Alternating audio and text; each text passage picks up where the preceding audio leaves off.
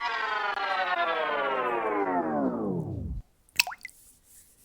everybody, good morning and welcome back to the returning edition of Reaper Pro Tips with me, your host, Ann, Disembodied Hands, Quindy, Disembodied Beard, John, and Kiki thought about it, but mostly because I was doing my vocal exercises and she was like, what are you doing? So, no Kiki appearance yet this morning. How are you all?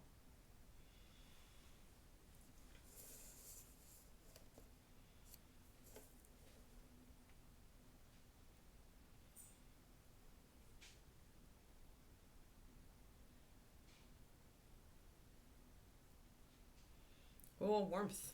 Warmth, double digits. It is what it is, Twisted Oma. I mean, it's the crap we all have to do when we get of a certain age. The worst part is the magnesium citrate, just because it always makes you want to puke. That's during the cleanse, though. Otherwise, honestly, if it weren't for the magnesium citrate, I would have been okay. I have a... What are you doing, Bubba? I have a I've kind of got a routine at this point, so... I didn't get hangry at all. What I get is just, like, the stuff hits my guts bad, so it's like, like I said.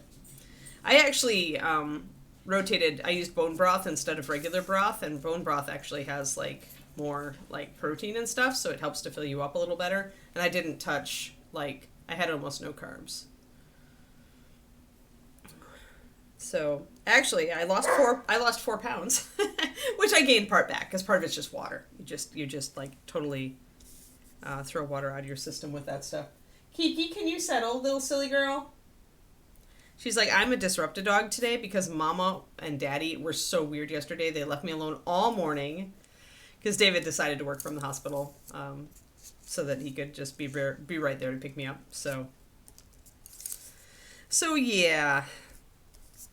So Kiki is a bit bratty today because she got abandoned yesterday and everything was so weird. And it was weird the day before too. Yeah, because Mommy was angry.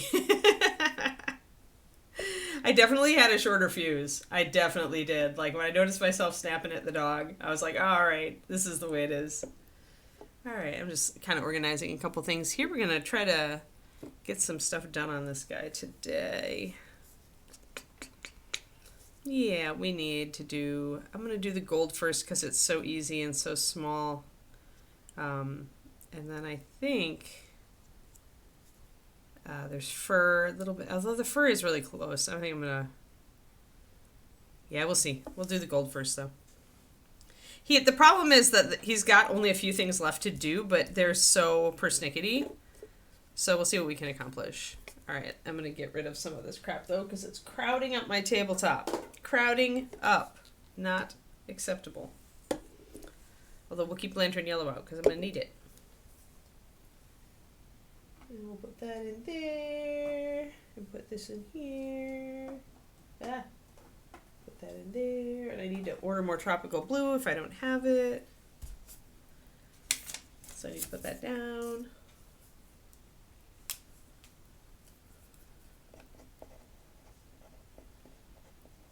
David's a keeper, huh?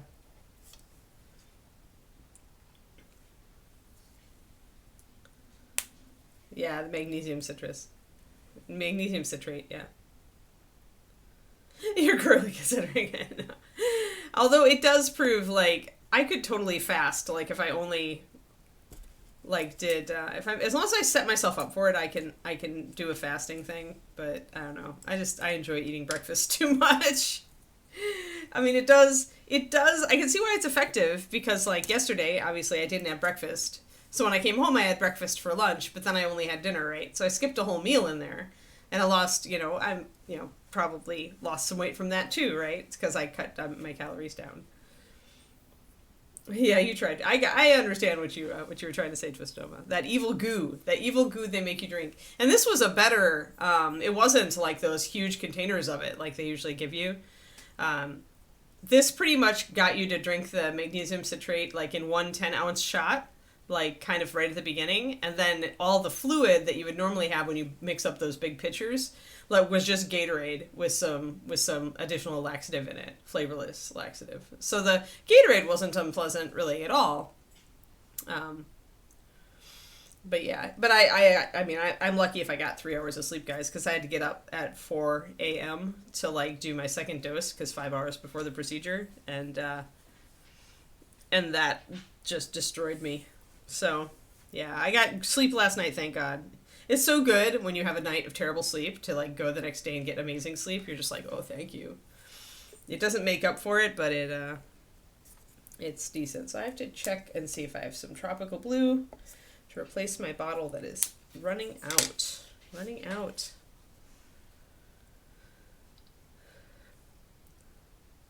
Yeah, I'm glad it's getting warmer for you guys. It's the worst shot ever. It's 10 ounces of magnesium citrate, lemon flavored, really sour, really tart. Ugh, yuck, because of all the citric acid. Ugh, which is not good on my gut either, which is probably part of it, why it felt bad. But you do what you have to do to get through the crazy. So yeah, for those of you who are lucky enough to have had a colonoscopy, look what you have to look forward to. Plus, oh, I reversed my palette. 1 second while I reverse the polarity. But yeah, other than that, the colonoscopy itself is just fine. Like once I'm past the prep day, not eating in the following morning is usually just fine for me, and I do great under anesthesia. So I wake up feeling like I've had a great nap. Yeah, yeah. Yeah, and that's the nice thing about the colonoscope, right? Is that they tell you to eat like right after. They're like, you can eat anything, eat right, eat right away, because it gets your colon working again. Because your colon is essentially like has been thrown through like multiple loops at that point, and it's like all dizzy and not acting very colon like. So you're supposed to eat. So yeah, I didn't do it totally wonky. I did just have breakfast, but I really love breakfast. So I was like, having breakfast for lunch was okay. All right, I'm going to start with my rich leather as usual. I'm going to mix up some russet brown and brown liner. Maybe a little bit darker than usual. I'm going to go 3 drops brown liner, 1 drop of russet. Kiki, come on, we're back to our routine. Quit being a jerk. Quit being a jerk. No clawing at the floor, missy. You know the rules. Yeah, I hear you. Yeah. Yeah, otherwise, I mean, my russet brown is offended that I haven't used it in a while, apparently, and decided to dump some clear stuff into my brown liner. Always shake. Even when you think it should be fine.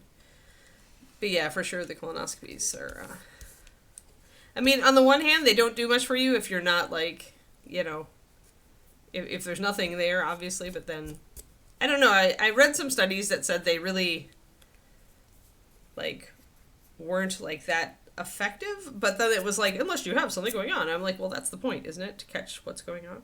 So, I don't know. Decided I like my new colorectal doctor, so I'll keep him for now. We're still, and I guess I should give you guys the super good news. Although we have to still do an MRI and some blood work, but there was 0 signs of Crohn's disease in my colon. And he tried to peep into the small intestine a little bit, too, if he could. So my original tentative diagnosis may be incorrect, which is what you're thinking anyway. Kiki, enough. Thank you. And that's great. That's great news. So that's why I told David when I got out of surgery that we were going out to eat tonight. Yeah, that means whatever I've got going on is very likely like more like IBS situation, which is much better because Crohn's can kill you and IBS can't. So yeah, that's the dealio. That's the dealio. That was the I told David we're going out for Nobu. I was like, does Nobu have open slots? Because a really nice big serving of popcorn crabs sounded about right.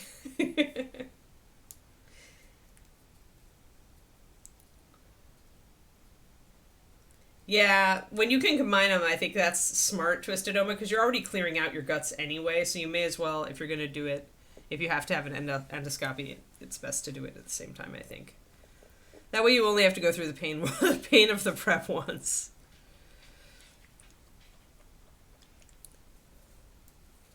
Well, it's just because, like, you don't want to have either, right, Kuniko? But if you want one or the other, IBS is very controllable with diet. We all know that I'm a champ when it comes to adapting to diets. And it's just straight out not going to kill you, right? It's very like it can be painful and bad, and you can end up in the hospital with it. But it's generally not lethal. Like Crohn's pretty much just slowly kills off your intestines. If you ever get out of control with it. So, yeah, exactly what an RS says is IBS is very controllable. Like, I only have, like, I would say mild IBS symptoms. Especially now that I'm starting to switch my diet up a little bit in response to trying that out. Alright, we're going to get all this mixed up. So, as usual, grab my colors and pull them over here. Our usual suspects.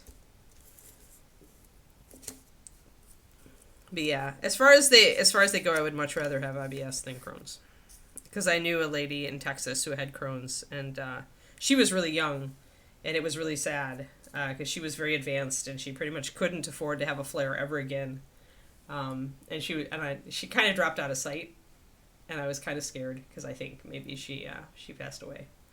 So I have no idea. If you're out there watching this, please send me a message and tell me if you're still out there. She used to come to Paint Club.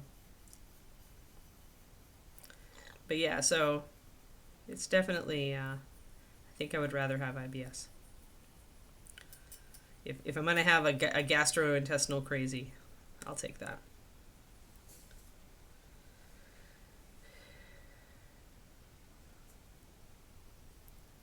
Oh, that's a bummer, dog bother. Your gag reflex must be really good then.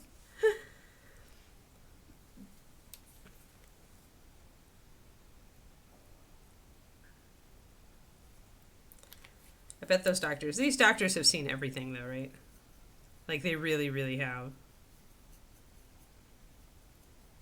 Alright, so I'm adding a little bit. Oh!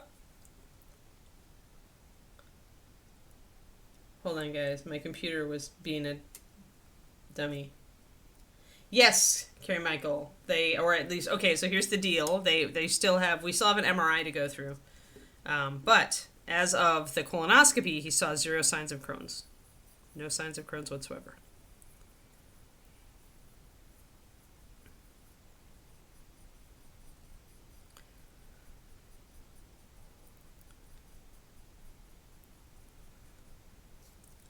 Also, I've learned how to get doctors in California to try hard. Oh, you have both. Far more manageable. I'm sorry that you have both, Carrie.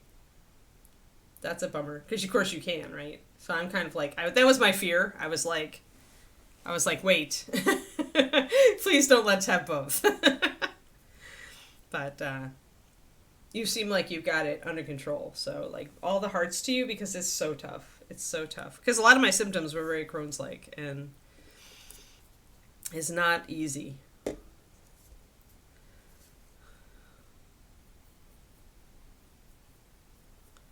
It's all bad stuff. All the dietary crazy that we have to go through.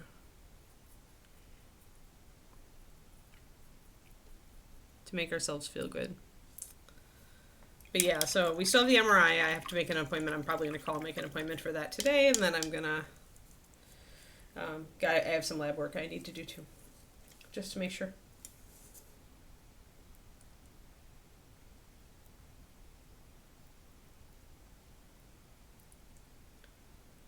Oh, sinuses. Yeah.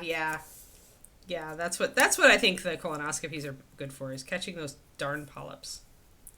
I did not have any polyps this time. I've only ever had one once. It was very, very early. Alright, so these are our colors, guys, as usual. We've got, except I'm going a little darker with the shadow because we have a very dark model and because all the things I'm doing are very tiny. So I want to have my shadows have a punch when I need them. So this is 3 drops of brown liner, 1 drop of russet. This is my usual rich leather with a brush full of the lantern yellow in it. Lantern yellow with just a tiny bit of white to make it cover a little better. Might not do much with this. I do tend to kind of use it to add back in gold color if I feel like I've gone away from the yellow too much. Because this is a very pale, actually I need to add a little bit, I think, more of yellow to this. It's 3 drops of white and 1 drop of lantern, but I feel like the lantern got a little bit pushed a little bit far. I usually want this to be more like a butter color. That's better. You want it to be buttery. Yeah, that's a good butter color, right? And then I've got my pure white, 2-to-1 with water. Yes, I feel the virtual hugs. I'm good.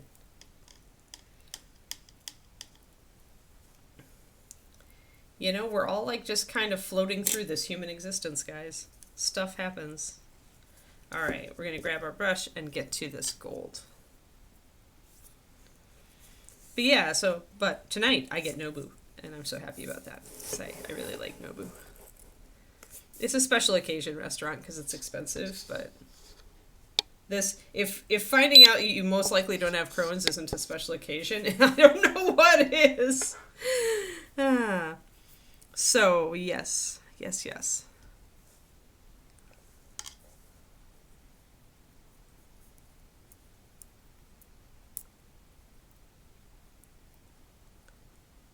And my first author coaching session is on Sunday. So I'm excited about that. Working on the book today. Since I have a little bit more time, because this is January is such a long month, and I was really on top of my $2 and $5 content. So I have a little time I'm going to spend today just getting back in touch with the book. Doing some writing.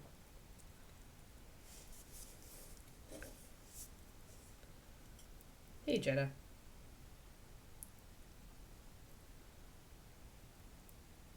No, normal's a myth. So I'm using my shadow to just put a little bit of lining if there are areas that I see that I've kind of dropped out of it and I need it. I'm going to mix this a little bit with the brown liner, a little bit with the leather here, and I'm going to pop a shadow here toward the top. Just a little bit of one.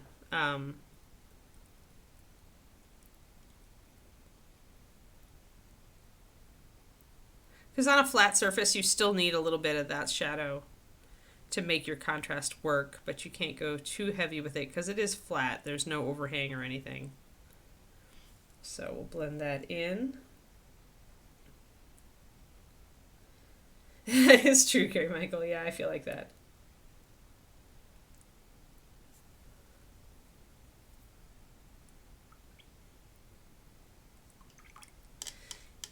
Yeah.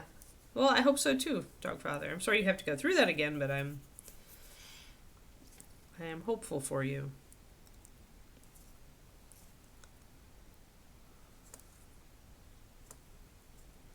Health stuff is never fun.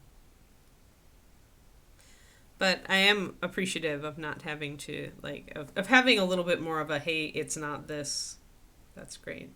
And knowing that my colon pretty much hasn't changed since the last time they looked at it was also good.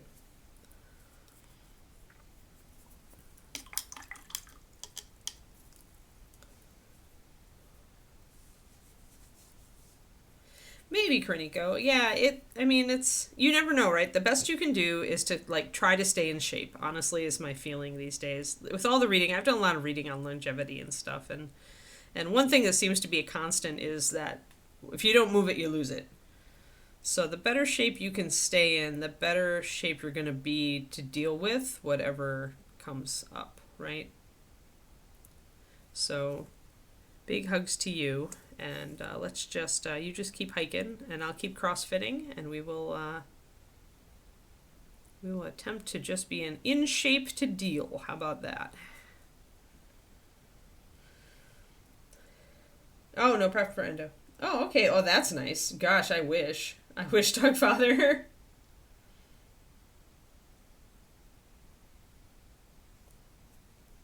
Yeah. Oh, sleep is a huge one.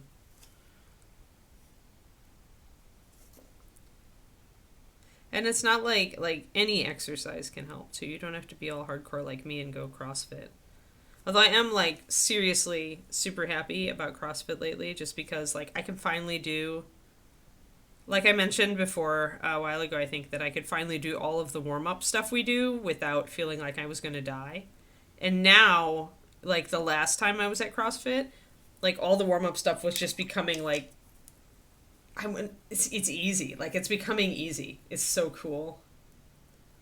Oh wow, Korniko, I'm sorry that you had to like brave the Oh yeah, Twisted Oma. Yep. Yeah, I need to do appointments too. Yes. Yep. That's it, Zachary. It all impacts, right? I found that more than anything else, even more than diet, stress is what will affect my sleep. So if I do techniques to manage my stress, then I just sleep so much better. Although figuring out that I might have to cut out some foods because of the whatever I'm like if it is IBS, I've been essentially cutting down on the FODMAP foods, which are the fermentable oligosaccharides and bisaccharides and disaccharides and monosaccharides, all those things that the gut tends to react to. And it's actually helped my sleep a lot. So diet does play a role, or can play a role. For me it does. So we're doing 2 highlights here. You only slipped thrice. At least I hope you didn't break a hip. So that's all. If you don't break a hip, you're good. So what we're doing here is we're going to put a very strong white highlight at the top of this, and we're putting a lighter, more the butter yellow highlight at the bottom, and in between is our shadow. It's our transition shadow phase. So I'm going to darken that down with a little bit of this brown liner mixture on the sides, right alongside where I put that little shadow there. Because again, we have to put shadows in. It can't all be highlight or it's not going to look like it's metal. You've got to have that transition.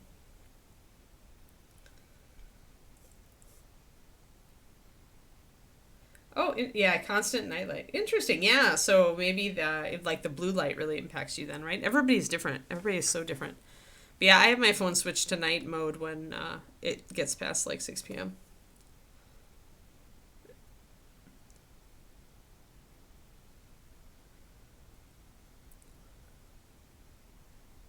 Just going to darken that down. Just playing with that a little bit. Now I'm going to bring in a white highlight. That's good. Yeah, I'm sad because, it means that if I'm going to eat onions, I'm going to get gassy. But so far that's like the worst of it. And so I still eat onion. not as much as I used to. Onions and garlic. I love them too much to skip them, and because my symptoms are relatively mild, I'm willing to deal with the fallout. But it's nice that that's like I can tolerate it, right? It doesn't like really upset me. The big thing for me actually seems to be fructose. Fructose is what set off this latest chain reaction that set me off to getting all this analyzed in the first place.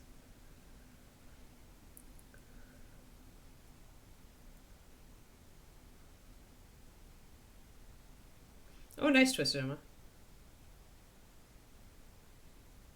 Snort, Zachary.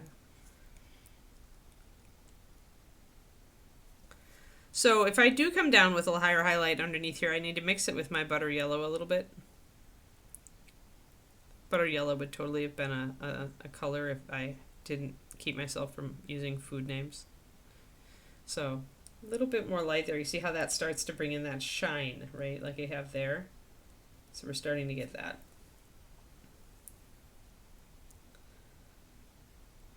No falling involved. Good, Kerniko. Yeah, it's challenging when there's bad weather. I get so frustrated. That's why I have the treadmill in my garage in Texas.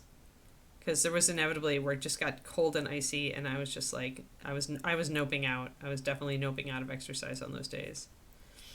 So I want to brighten that up, but I also need to neaten it up because I also blorfed it while I was doing it.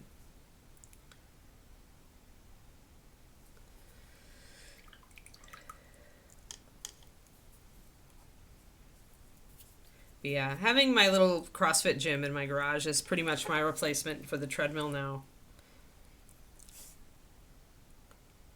When I can't get a walk. I try to get my walk in during the day, but it just has the potential to derail my work. You know, putting that big block of half an hour walking in. So I'm kind of trying to come to an arrangement with it.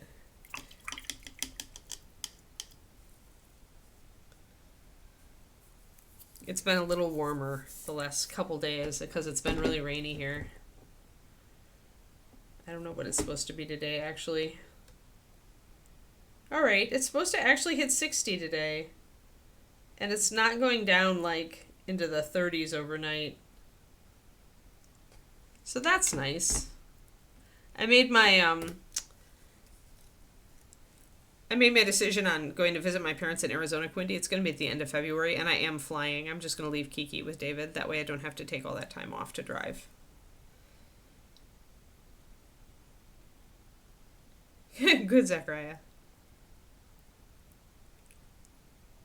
Yeah, I do love my exercise. Like, it makes me feel. I'm sad that I had to miss CrossFit last night, but after anesthesia, as it turns out, they don't want you lifting weights. Oh, a snow warning. Yeah, for sure, Cornico. Yeah, I'll let you know about exact dates and everything, Quindy, but I think I'm flying out. Like, I will only miss Friday.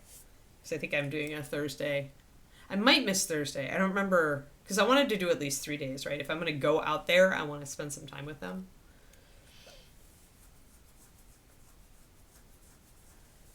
Yeah, I do a second walk, Pendrake. When I can, I try to hit well over 6,000 steps for the day. And I'm not going to hit that without a second walk. Like, I try to hit closer to 10. My best days are when I get over 9,000 steps. And I don't take Kiki with me on the second walk because I'm doing running and walking. I alternate. And Kiki is just not controllable right now. And when I start to jog, I'm kind of starting it a little bit with her on the walk every once in a while in the noon walk that we take her.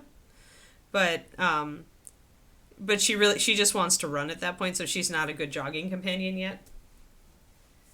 Plus, I really like my evening walk does two things. It's not just exercise, it's also time to think about my book or whatever else I need to think about.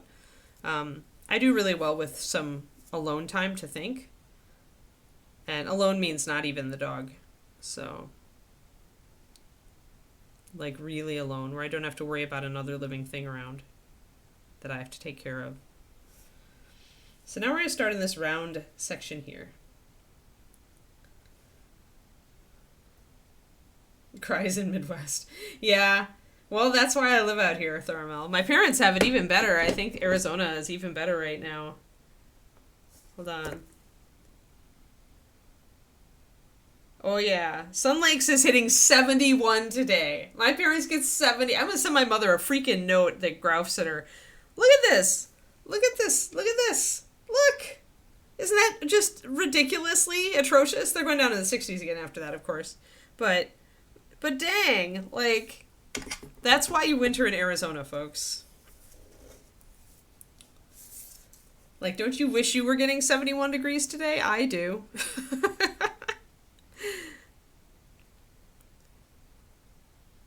I know, right? 5 degrees. Hello, Paca people. You don't even get that for most of the summer, I know, right? Alright, so we're doing a little bit of, we're going to lighten the top of this in general. We're not going to go, like, super light with it, because we still need to differentiate. But on a cylinder, everything facing up is going to be lighter.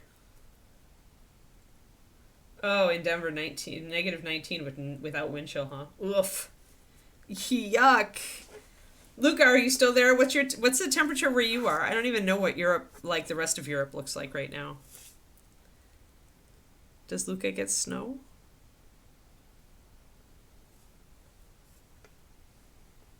Anybody else over in, like, we're around, like, what is Spain like in the winter? Oh, yuck.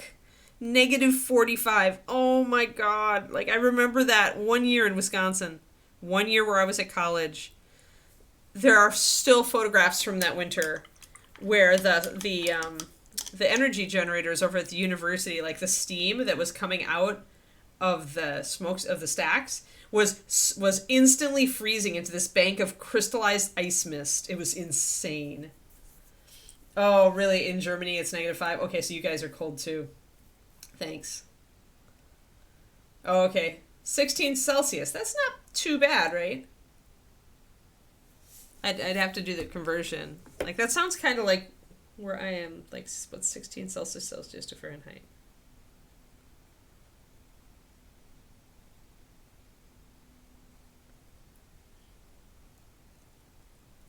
Oh, yeah. So 60. Yeah, that's about where I am. Yeah. South Spain. Okay. Yeah, that's about my temperature. That's pretty good in the winter. Sweet. Yeah, -40. -45. Ow. Ow. It just makes me cringe. I remember that cold. That's the cold where you step outside and your eyes freeze. Like, it's just, you don't go outside. There's just nothing. No reason to be there. Better have super heavy winter gear at that point. Oh. Bad flashbacks of being a child in Wisconsin there. Because that's what we get in the winter. So I'm going to put that front highlight in. I'm just etching it in. It's not really... I'm not putting pure white on it yet. Yeah. Yeah, that bad of a win. Oh, yeah. Okay. Okay, Agent Merwell. Yeah, you take it. I was joked when I was in Texas that you pick and choose your natural disasters no matter which state you're in. Like, in Texas, it's tornadoes, and in Florida, it's flooding and hurricanes. And here, it's earthquakes. Earthquakes and power outages, apparently. And fires. Fires and earthquakes here.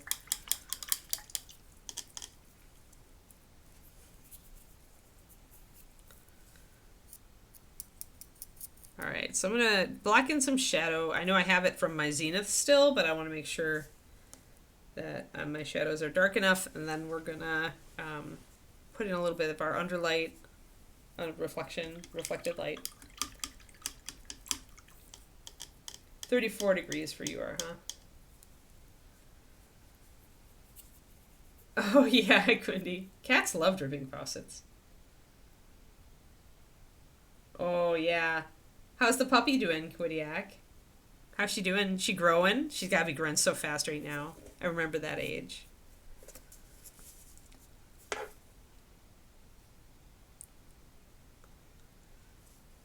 Alright, I'm going to put my highlight back here. I can see right where it goes from the zenith. I'm going to put it right above the zenith, where the zenith cuts off. Oh, everything. Boy, Inara. So you decided to go with just the smorgasbord, the total, like, let's just go to the state where all the natural disasters happen. It's got a little blocky and a little bit imprecise of me. There we go.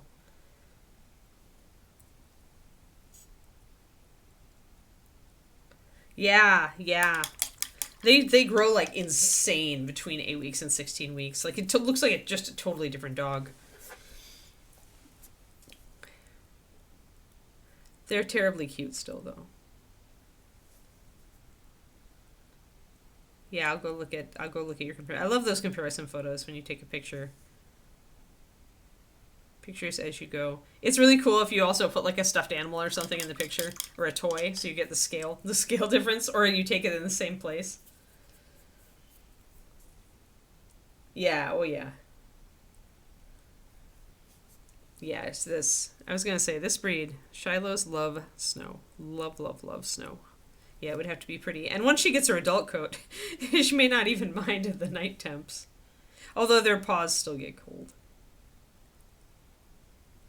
And if it gets really, really cold, it's still pretty unpleasant, I would imagine. Alright, now we're going to put a little bit of a highlight here, right up on top. There's a thing where NMM, like, people say you can never make it look right from all angles, and this is true. However, you can pick your main viewing angles, and that's going to hold you pretty good. So our front main viewing angle, obviously we have to worry about this highlight. As we turn this, that front highlight disappears, and this is less of a viewing angle, but the skull on the side here does kind of make it one. So the usual highlight would be coming down from the top of this right down the center. So we'll put that in, and then from the rear we just see a little bit of the highlight here. So I think I have to move that actually up a little bit. We'll see how it goes. Hey, Mac. Oh, on the same bed. Awesome. Fantastic, Kodiak. Yeah. Yeah, it's just like babies age at Marvel. Except dogs grow even faster, I think, than babies. At least big dogs. So, how much did she weigh when you got her? Was she 20 pounds, Kodiak?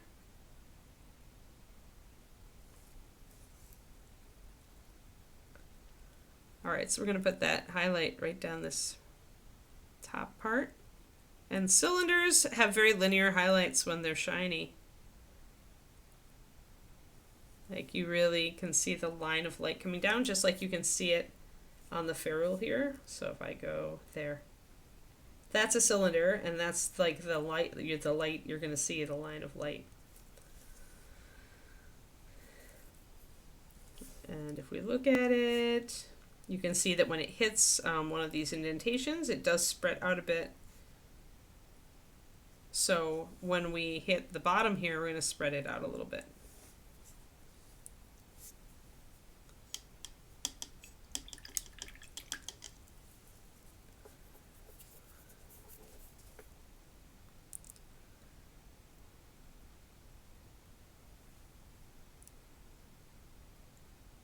We'll do our pure white highlight, make it a bit broader, bring up that highlight. So you can see that even from the front of the model when you look at it, and that's good. That's what you would see, like in nature, you would see like mostly the light here bouncing back at your eye. This is that angle. But then the top also is going to be pointed upward, right, toward the light. So you see kind of that both of those from this viewpoint. And then back here,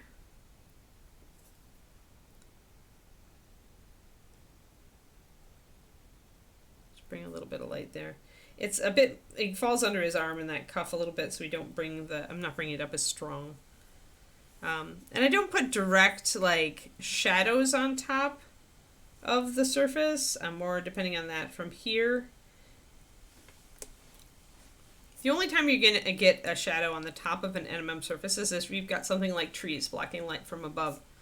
And then you can introduce something like that to break up the surface on the uppers.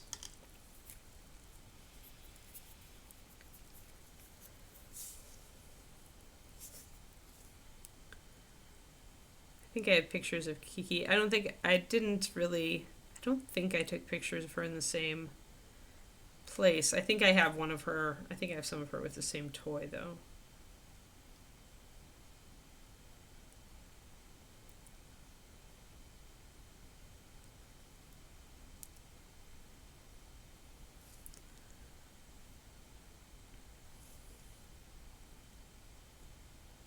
It's getting to the point where I need to start thinking about Kiki's health testing. When she's 2, need to figure out a vet that'll do the x-rays I need on her hips. To go looking around and figure out how far I'm going to have to drive.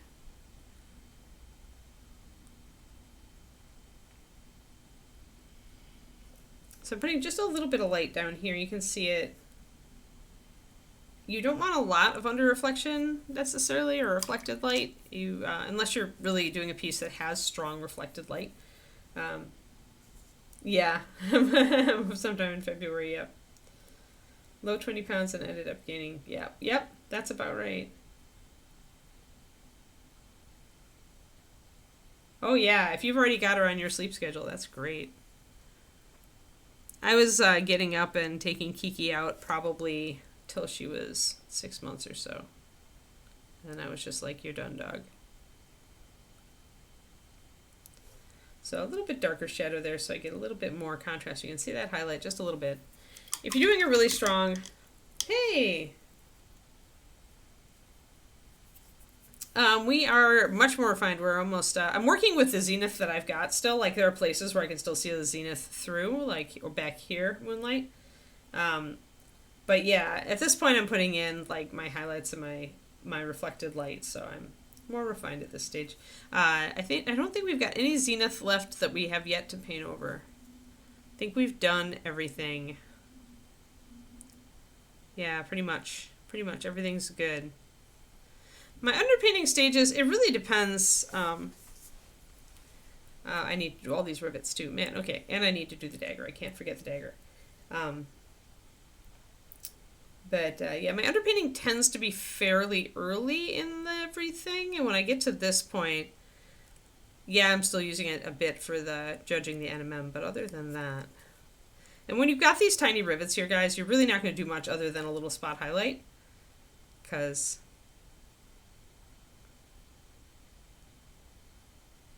there's not much area here, so don't worry about it. You want to leave a little bit of the underlying gold and just bring those out.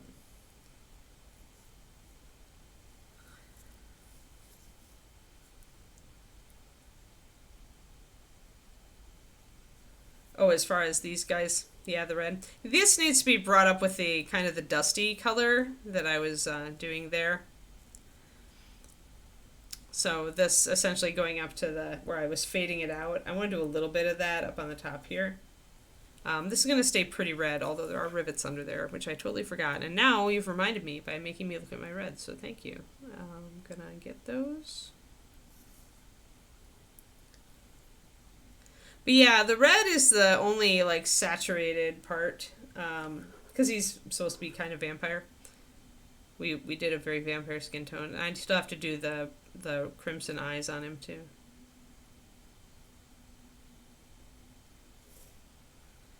There we go. I do have a couple of rivets back here too.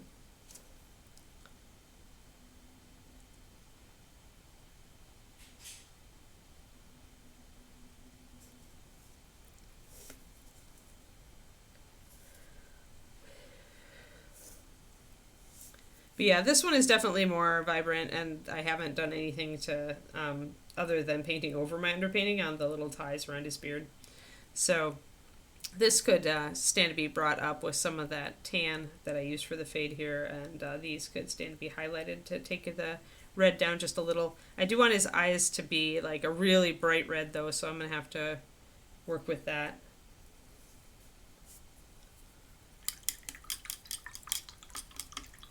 He ended up being very, very colorful for a vampire barbarian, but you know, sometimes you just gotta paint what you find. And he has a lot of costume elements, which is the more costume elements that you find on a model, the more likely you're going to be pushed to using 4 colors instead of 3 as far as your primary color scheme.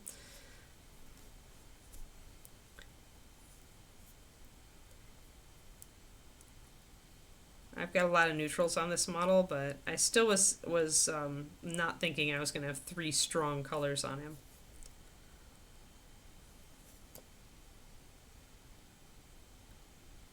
True Kodiak.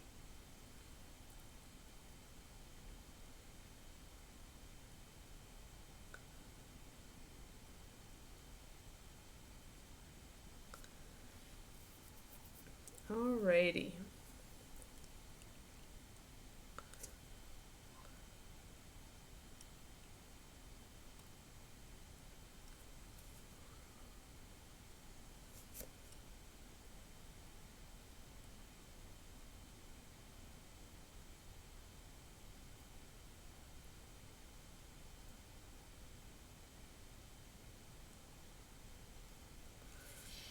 There we go. I also need to get my latest short in. I think my next short for the YouTube is going to be about paint freezing. Because it's winter, and with how cold it's been, it's really appropriate.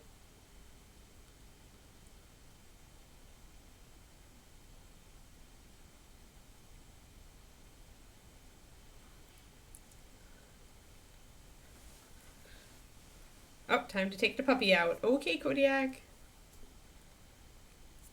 Pet her soft fur for us. They're so soft when they're that age. Puppy coat is so cute and woolly.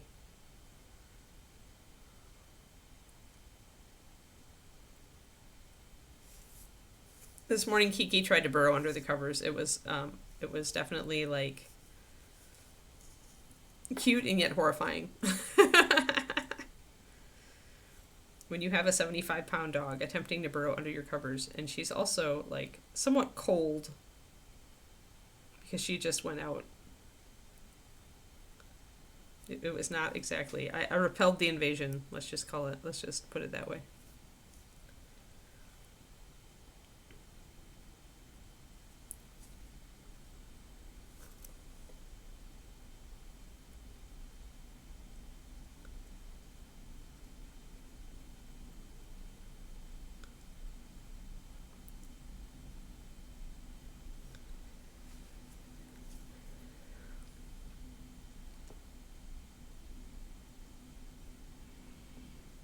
Yeah, David is a keeper just for taking Kiki for her morning walk so that I don't have to. Like, oh my gosh, makes such a huge difference, especially when it's cold. So actually Kiki gets 2 walks a day and I get 2 walks a day.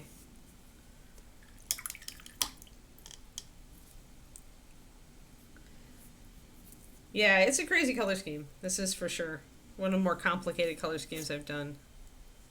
And I do need to still do a little bit more highlighting on this teal, which is Shark Bite, I think, yeah. Yeah, I wasn't expecting the teal to work. I was going purple, red, black, brown because, vampire. But I needed something. I felt like I needed something, and the teal actually works. Just because there's little flashes of it. So he's definitely got a different vibe than I originally thought he was going to do.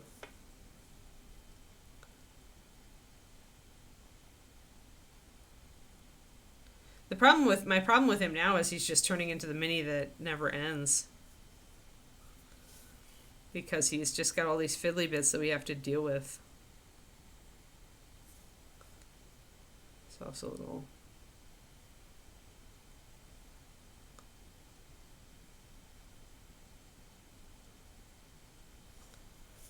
There we go. Got that. There's just all this little gold stuff.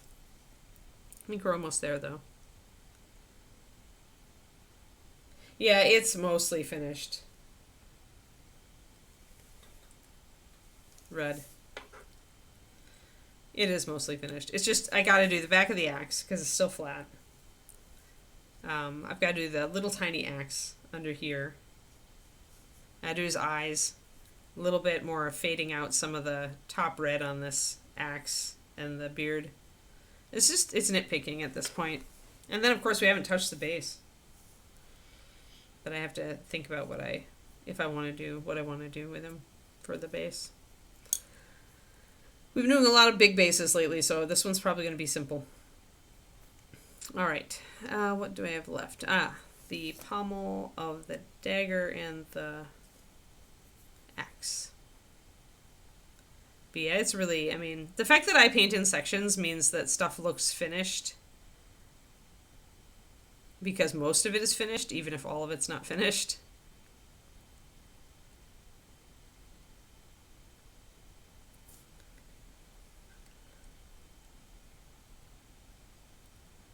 Yeah, he does look like a Wayne Reynolds, doesn't he?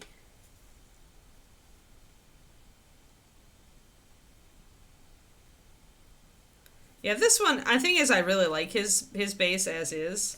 And I don't know, it's so wide. Will it fit on one of these guys? If I cut it down, it might fit on one of these guys.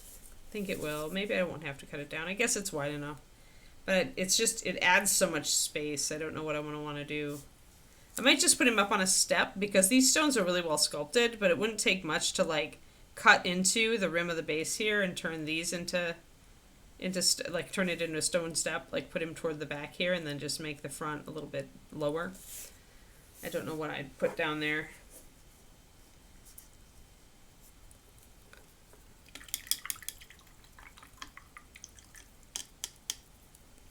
The easy answer would be to say skulls, because, you know. Yeah, but a lot of the base work I've been doing, I mean, at least I've been doing a couple of simple things. Like, Illustrally got a very easy base, but, like, other models we've been doing have not been easy at all. Far more involved. You know what? I think I missed a little piece on that. Where's my knife?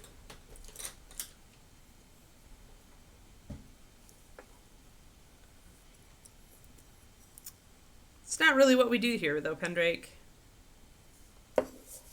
We just work on stuff as it goes. That would put stuff out of order. It would also be a nightmare for people to find after the fact. Because as it is, having Quindy be able to name the model in the stream is a big finding aid for people who are trying to, like, watch all of a given miniature. So I would not want to do that. I don't combine, I don't do 2 models in one day any more than I can possibly, like, if I can avoid it, I do. I don't think this show needs a change in its format.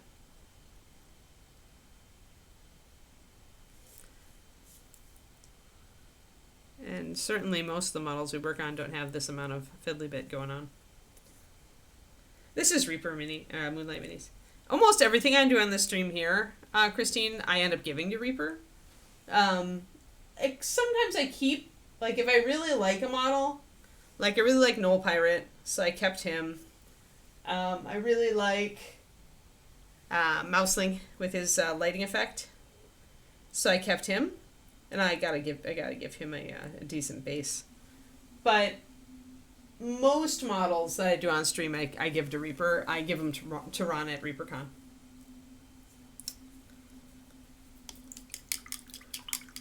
It's kind of like Ron gives me, like, infinite store credit to get more paint and models for the stream, and in return I give him painted models at the end of everything. So we have that kind of arrangement. So I never have to buy models for the stream, and Ron gets painted minis.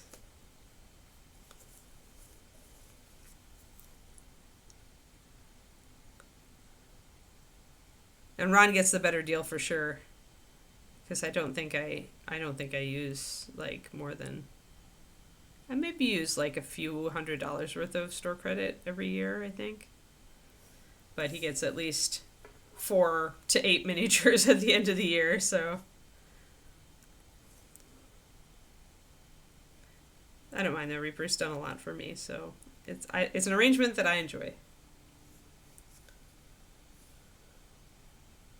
She must be hungry, huh, Kodiak?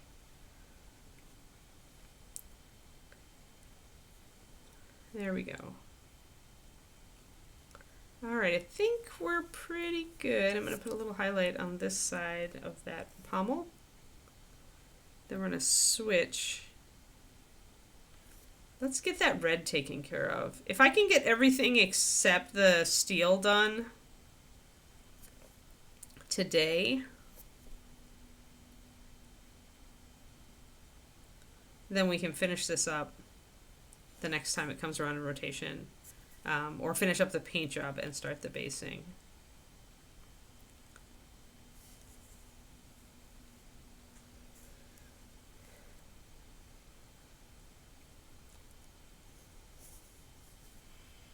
Alrighty, that's good. I think I got all of the little rivets and crazy bits. Yeah, okay, let's get out our fire red and our driftwood and our either creamy ivory or Osirian sand.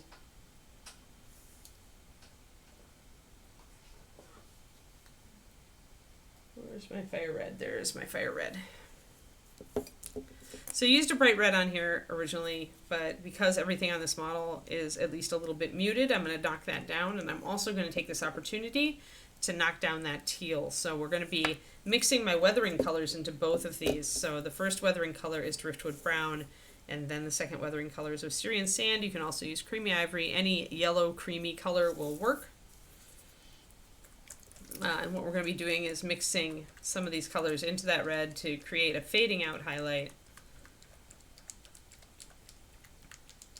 It won't affect for the beard ties and the little tiny hilt here.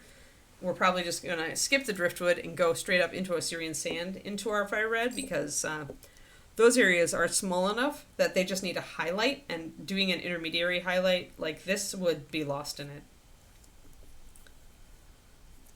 And then we'll use the same two colors mixed into our shark bite to create a weathering effect on the edges of the leather here and that, and a little bit up there, so that we fade it out a little bit. So even if you start with a more saturated color, if you want to desaturate it, there's lots of different ways you can do that.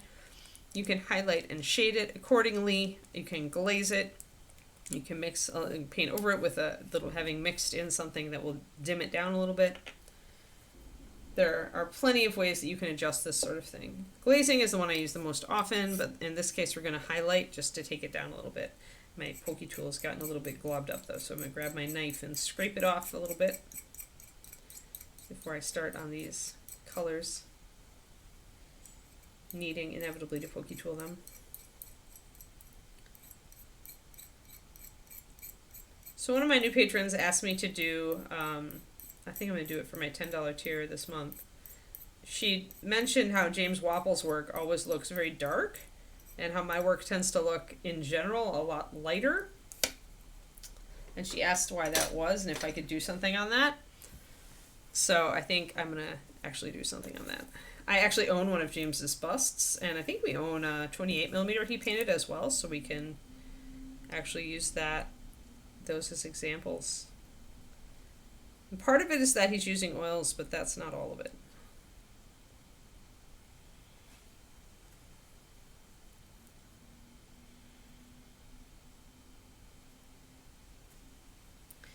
Kind of Slayer, yeah. It's on general styles, but it's specifically control of light and shadow. So yeah, I tend to put that more, like, that style or more advanced stuff higher up in my Patreon, where people who are lower get the more utility stuff. And then I love talking about style, and this kind of thing is interesting too, because it's two different media, since James is mostly oils. Oh, got a little bit, squeezed out a little bit too much of my fire red.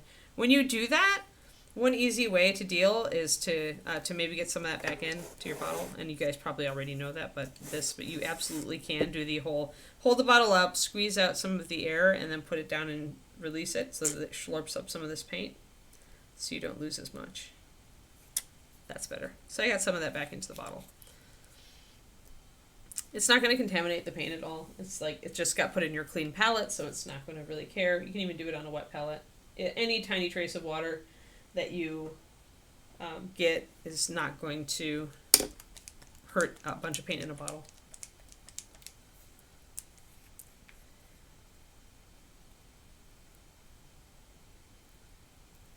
Yeah, my highest tier is the paint along tier, but yeah, the $10 tier I tend to do more. Kind of a grant bag for more advanced stuff, yeah. Alright, so we're actually putting a fair amount of that in there. We'll see how that goes. That's the driftwood. So I'm going to hop some water into that and mix it up and see what it looks like. You know, Moonlight, I was just talking about that with the stream the other day, and I was thinking about it. I can see 3 topics that I would maybe enjoy teaching and wanting to teach. First one would be a revamp of my color theory class, now that I've got so much more material, because I just did the Clashing Colors PDF as well. So that fades this red a lot, fades it out just like it looks down there on the loincloth, even a little bit more. I'm going to take that and I'm going to actually make even a lighter color of it with my Assyrian sand.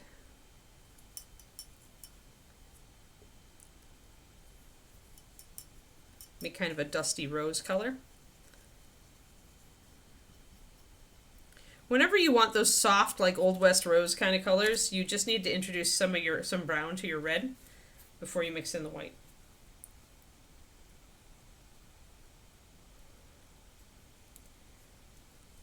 Yeah, and the primer is a large part of it, Pendrake, but there's more. And I'm not going to go into it here on the stream because obviously I want to use it for my Patreon, so.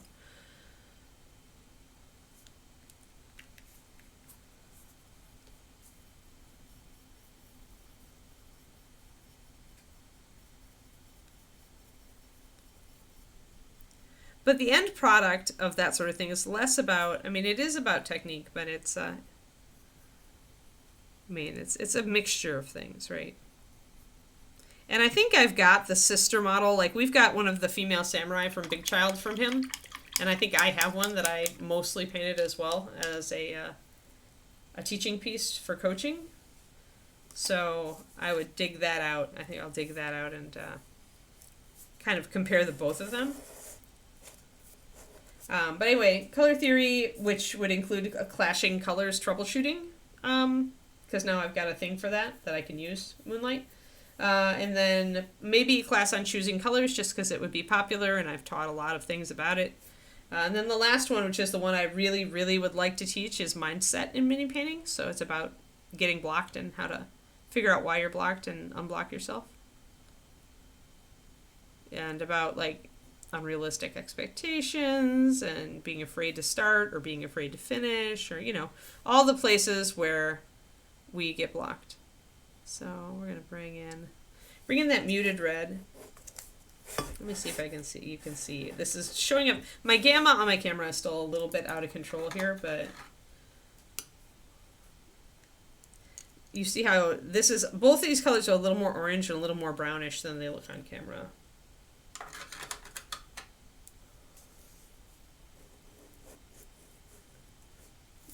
Yeah, that's going to be mindset and mini painting. That's going to be a whole series of YouTube videos, but we're going to work on getting some of these concepts videos and in practice videos out first. I was just thinking about that this morning because I was looking through my mindset and mini painting notes for all of the topics I want to do, and for the Patreon or for the YouTube, sorry, and kind of annotating and making more notes.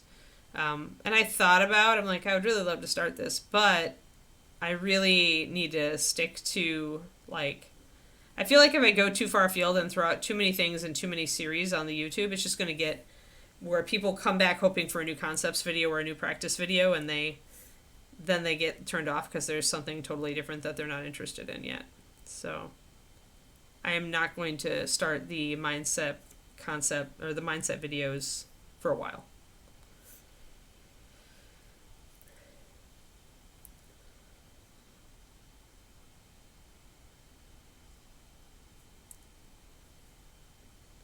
Yeah, it's something that I think about a lot because I see people getting in their own way. And a lot of times it's the creative stuff that we run into. The stuff we run into as creatives is very common across various disciplines. So, like, you see the same sorts of blocks across all sorts of different creatives. So I think it would be useful to look at.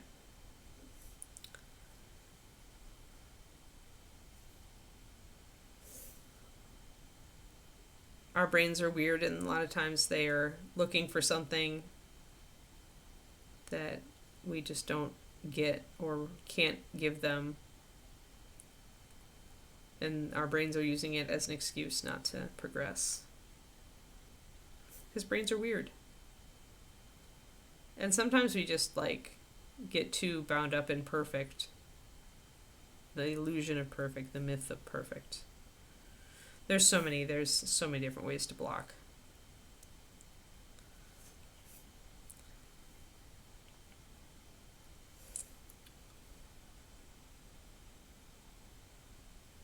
Oh, yep. Self-doubt and criticalness, yep.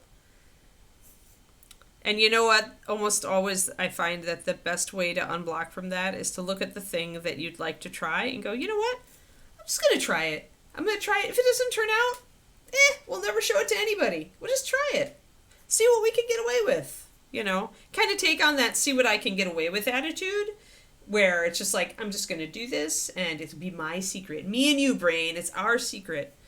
And if it turns out, great. And if it doesn't turn out as great as I'd want it to be, I never have to show anybody, or I can decide to put it on anyway.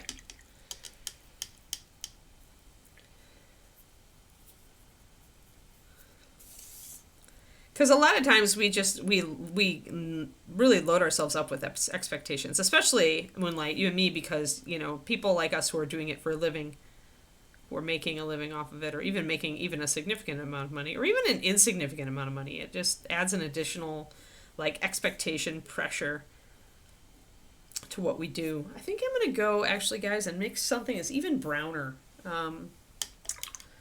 I was gonna, because these are still pretty, even though I'm looking at these rose colors, they're still fairly saturated. I think I want a brownish highlight more than this pink highlight. So kind of like I did down on the loincloth. So I'm going to mix up really quick a glob of my driftwood, a glob of my Osirian sand, equal amounts. That'll make a lightish yellowy brown.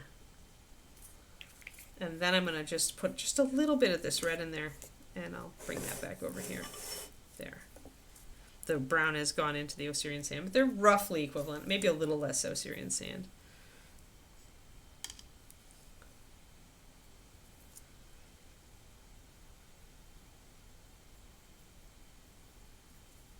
Yeah. The thing about Epiphany is that you're going in a new direction, right? At that point, you're shifting. And a lot of our brain is not comfortable with that. It wants to go with the reliable thing that it's used to doing. And so there can be a fear factor there, and you can get, as you say, very critical and question whether it's the right road at all. And it might not be, right? And that's fair, and just give it some credence. I mean, what's the worst thing that happens, though, if you try it? You know, if you follow your epiphany and you execute in a new way, or you work that in your process, or whatever kind of epiphany it was, the worst thing that can happen is just that it doesn't work out. And you're just like, oh, well, it's not like you can't fall back on, like, other things that you were doing. Like, you don't have to go with your new realization. Logical, yes. Oh, yes. Oh, yep, now, the responsibility thing, the not disappointing people, no! Yeah, exactly. Well, and sometimes then, honestly, I know if I recall correctly, you do tend to workaholic. Like, you go all in on something when you go in on it. But sometimes then it's worth, like, if you give yourself a day off, it's worth just saying, I'm going to spend an hour just kind of exploring this on this day off, right? Get a feel for exactly how long it would take to learn X, Y, or Z, and muck around with it. And doing it on your day off takes the pressure off because it's your day off. Now, on the unhappy side, it's like, well, I'm working on my day off, right? But so this is a very muted pink, as you guys can see. It's still pretty. It's just not as bright as these guys. And I think maybe going from this to this is better than, I think this is just a little bit too strawberry for me. So I'm going to back off and go over the top of this stuff with that instead. See if I can get that faded look.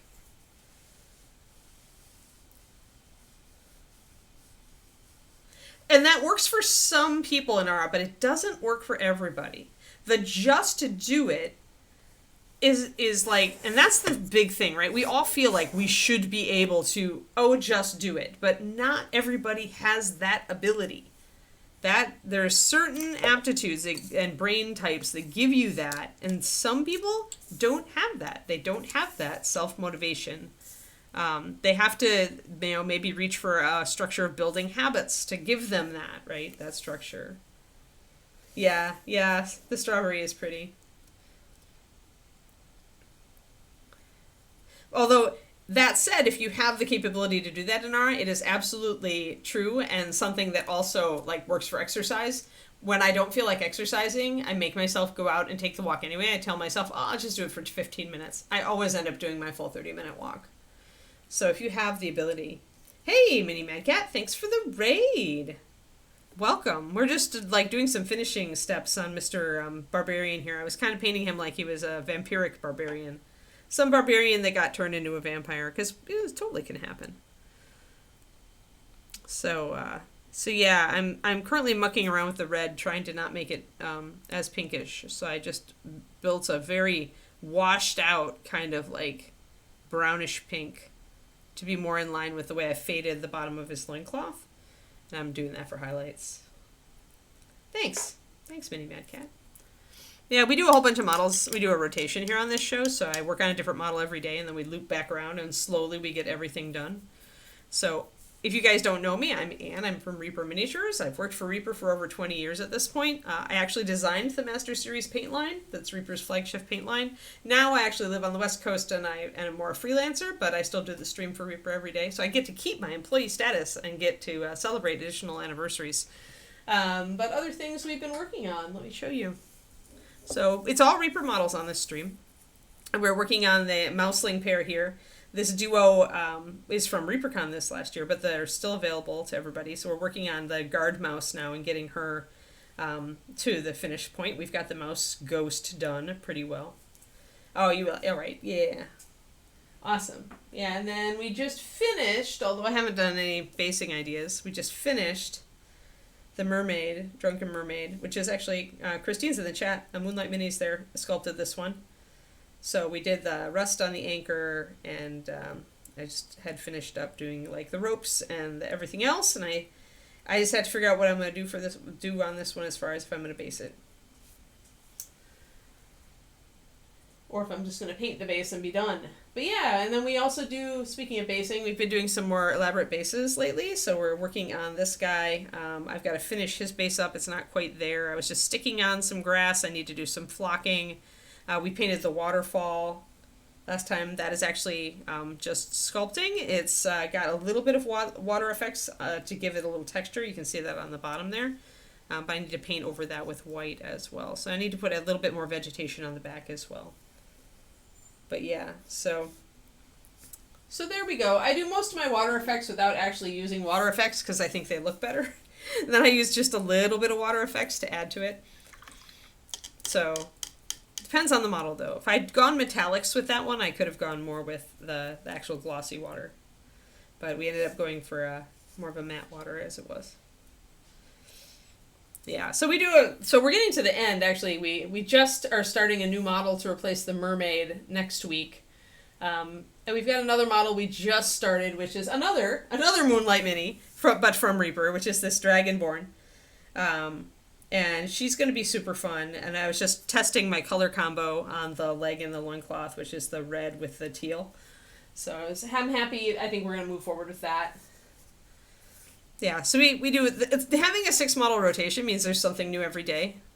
And my models, I try to pick things that are really different so that we're tackling a lot of different topics.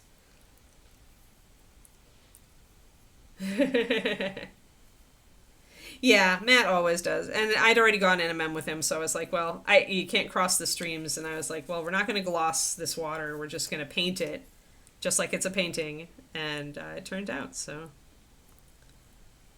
it was interesting because I'd never done that actually before, trying to paint a waterfall like it was actual water, as if I was doing a 2D painting. But I do have a 2D art background, so I was like, all right, reference photos. So we're fading out the top here with this brownish pink that I mixed up, and that's looking a lot better. I like that a lot better than the strawberry-ish color that we had before. Oh yes, she does, seriously. Moonlight, that's for you to field. If you want to toss your link, or if we have a link to Moonlight Minis on Twitch, Quindy, that would be great. So yeah, so we're just trying to tone down this red. I want a little pinky on it. We're trying to tone it down just a little bit while still keeping our highlights. I think that's working okay now. It still looks a little pinky, and I may need to glaze. I think one thing I did down here is I did glaze with that driftwood brown, and it made it very dusty. It also warmed it up a little bit, and I think that's what this is making this look different. So I'm going to finish a highlight on it. There's my shout out. There you go. Oh, you bet. No problem, Mini Mad Cat. Everybody go and give them a follow if you don't already. I think I need another highlight. This red is just like, it's a complicated red. Okay, all of Christine's links, all of Moonlight Mini's links are on the Twitch About page, so you can go there. Oh, yay! Gone Beyond 1. Puppy Playdate! Woo! Yay! My puppy loves those. She's not really a puppy anymore. She's finally starting to be a decent dog with manners that, like, other dogs are like, okay, you're not so bad. For a while there, when she was a crazy puppy, other dogs were like, I don't know if I want to play with you. You're a crazy puppy. Just doing one more. I'm adding more Osirian sand to that brownish pink we did. To make this, I just want a slightly lighter highlight because if I'm going to glaze, I'm going to lose some highlight. 2 years. 12 weeks. Yeah, for sure. Yeah, mine is a year and a half. So she's finally getting mature enough that some of the older dogs aren't totally like, get away from me. She's really good with David. When she was in the park the other day, she wanted to go. There was a dog that was leaving, and she was like, "Oh, okay, I'll go with you." And David called her back, and she came. And she was like, "But I want to go with that dog." And he's like, "No, come here." And she came. She was reliable. So even though she really wanted to go with the other dog. So she's finally gotten mature enough that her recall is reliable. Oh, okay, yeah. Did you put your past streams on a YouTube, or did they pretty much just blamf into the void, moonlight? I found that my YouTube was good for that. Like, not a lot of people watch them, but before I started doing actively guided YouTube, it was a good place to put my streams when I felt like I'd done something cool. I don't know if you do that or not. Well, maybe I can fade this out enough that I don't need to glaze. That looks pretty good from above.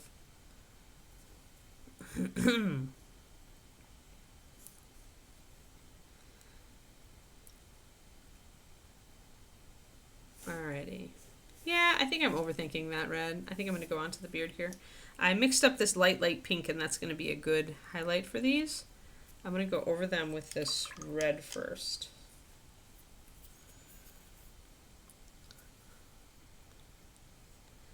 But yeah, I think by the time Kiki is 3, she's going to be a really good dog. Which is pretty much what I told David when we got her.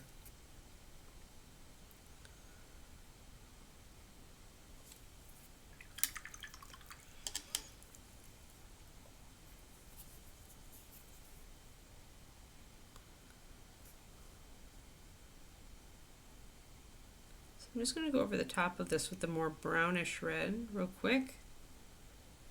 And then I'm going to go and hit a highlight on there. That's just very small.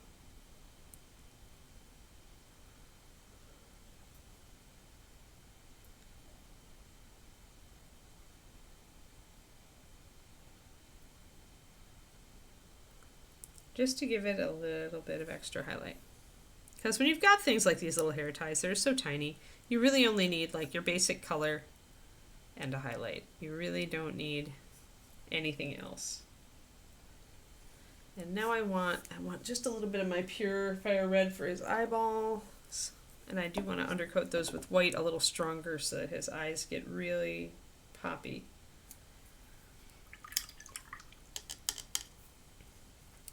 But yeah, streaming takes time. Like, streaming it is hard to make time for it. Like, hey Richard, we're doing good. Like, I really enjoy it, and so I make time for it on a Saturday, but I am sacrificing part of my day off for, you know, it makes it a non-day off, essentially. So I'm sacrificing that because I enjoy it. But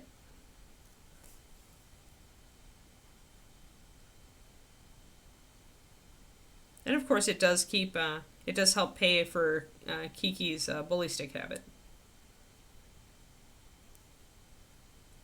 Which is expensive. How are you today, Richard? Yeah, okay, so let's do some white. Have my white thinned so it'll come off the brush really easily. These eyes are fairly smallish. So I want to bring them up really pure white so that when I put the red on, it really pops.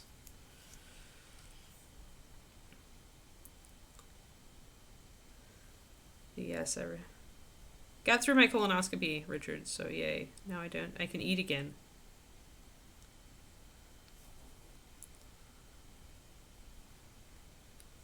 Cold, but only by England standards. Yeah, I know. Agent Marvel, I think, was saying some atrocious barbaric cold numbers earlier.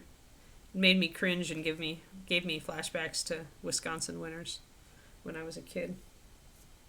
Now I'm going to turn this upside down because you really want to tackle that opposing eye from an angle that you can hit easily with your brush, and that means having a relaxed hand. And so if you're crimping your hand and trying to get at something this fine detail, you're kind of setting yourself up for failure. So coming at it from the other side lets me bring that in. Now we're going to use our fire red straight up for this because we want these eyes to really pop as much as we can. Hello, Luca. It's Luca Day, isn't it? Oh, Kiki, you came. Okay. Come on up. Come on up, Bubba. Come on up. Oh, come on. Oh, come on. Everybody wants to say hi. Kodiak wants to see a vision of what his little puppy is going to look like in, a year. Come here. Up, up, up. Yay! Good girl. Oh, just a small Kiki drive-by for you guys. Do you need to go out? Is that why you're here? It's almost done. Luca's going to take over in just a few minutes. Yeah, Luca's going to take over in just a few minutes. Yeah.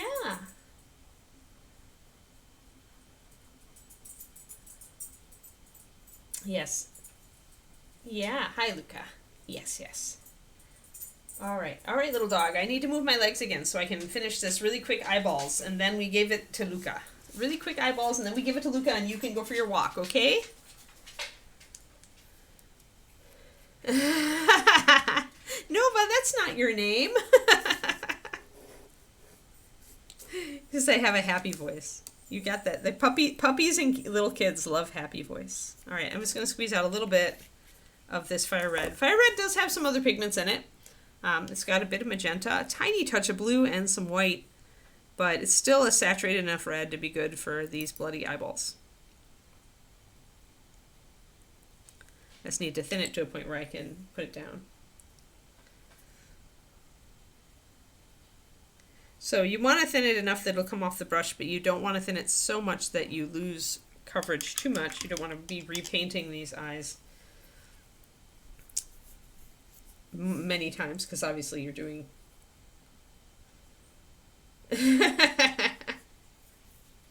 Oh, miniature's done. Oh no.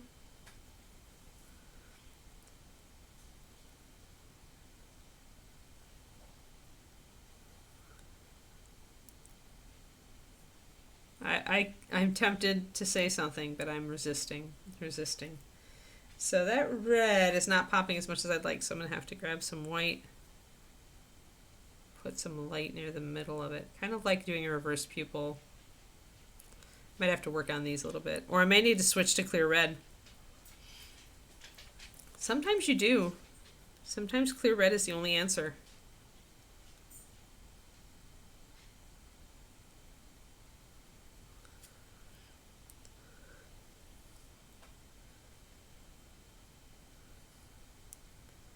Oh, is Luca definitely like himself today? Yeah, I don't know. I think I need to switch to clear red instead. Yeah, all right. We'll table these until I can get back to them with clear red. They're just not... They're really small. It's hard to make them pop, but I know I can hit them with a more intense red than that. So we're going to come back to this where instead of the fire, even though we've been using fire for all this time, I'm going to come back to it with clear red, and we'll do that next time. I don't want to run over.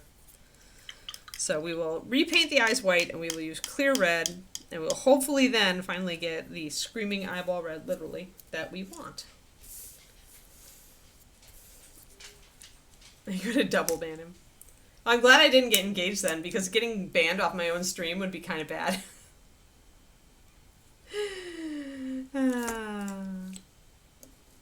Man, it's taking all my willpower not to engage. Anyway, what we got done today, we finished out the gold NMM on everything that we were lacking. So now we are looking pretty bling, and the only things we have left to do is my little touch up in the eyes. We did not get to fading out the teal, so we're going to mute the teal out with some faded weathered highlights when we come back next time. And we're going to finish the back of the axe and the little tiny axe blade down here. So I hope that next time we are on this model, we will be finishing it. At least finishing it, except for basing. All right. Thank you, everybody. It's great to be back. And yeah, we're already at the middle of the week, which makes it a short week for me. Woo, short week. All right. Thanks so much. Thanks, Luca, for taking over. I hope you have a fantastic stream. Quindy, I hope he's not too much of a headache. Alrighty. Thank you, everybody. See you later. See you tomorrow. Bye-bye.